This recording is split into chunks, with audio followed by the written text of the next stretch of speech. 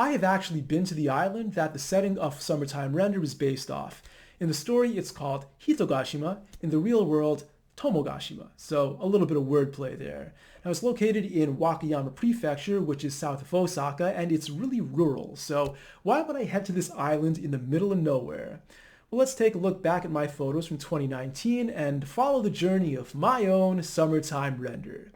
The reason I headed down to Wakayama in the first place was to watch the 49th All Japan Junior High School Basketball Championship that the school I had taught at 2 years prior had qualified for that year. So I was pretty excited when they won their match on Friday, knowing that they'd go into the weekend, and so I jumped on the overnight bus from Shinjuku in Tokyo down to Wakayama by way of Osaka.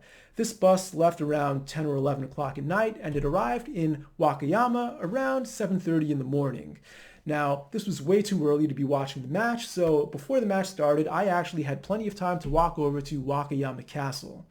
This is a pretty average castle in Japan, and actually my take on Japanese castles is that if you've seen one, you've seen them all. So this one, not all that special, but the one cool thing I remember about it is that they had this really well-preserved wooden bridge over the moat out in front. Otherwise, the castle itself, pretty average.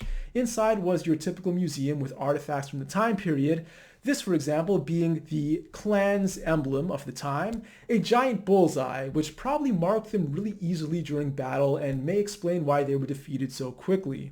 And speaking of quick defeats, my basketball team. They lost their very first match by 1 point to a lower ranked team, and in this match they gave up technical free throws, which doomed them. So a pretty big disaster for them, but at least by them having lost their first match, I was free for the rest of the weekend to tour around Wakayama.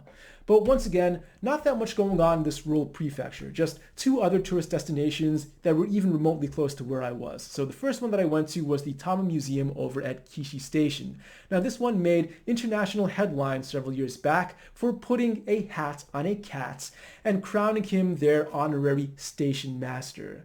Now the cat itself, the original cat named Tama, died in 2015. So instead, I went to see Tama II, also known as Nitama over here, who was just sleeping the whole time. So kind of disappointing, a huge tourist trap, but it did draw in a lot of tourists, and I guess that's good because this random train line heading out into the middle of nowhere, it was kind of low on funds and needed a gimmick like this to generate some more tourism revenue. So I'm at least glad they succeeded, even though nothing much to see there.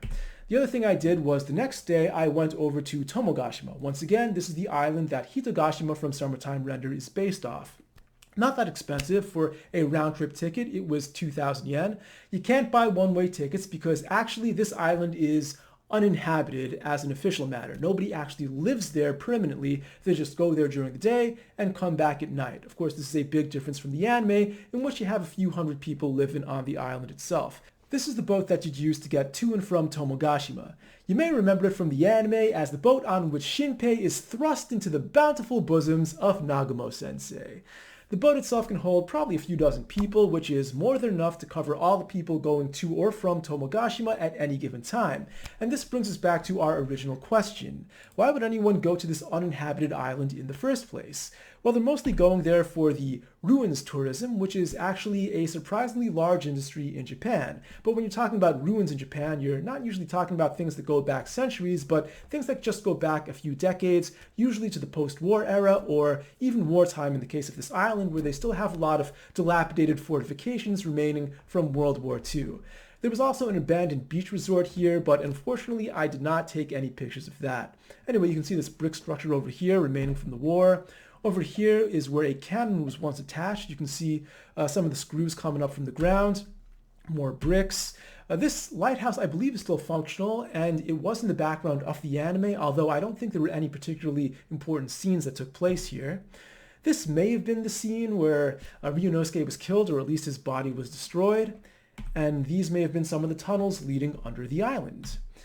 This is just a regular barbecue area. Some people do come to the island for barbecuing or hiking. You can hike up into the woods, and of course in the anime there were many scenes in the woods, such as one of the battles with Heine.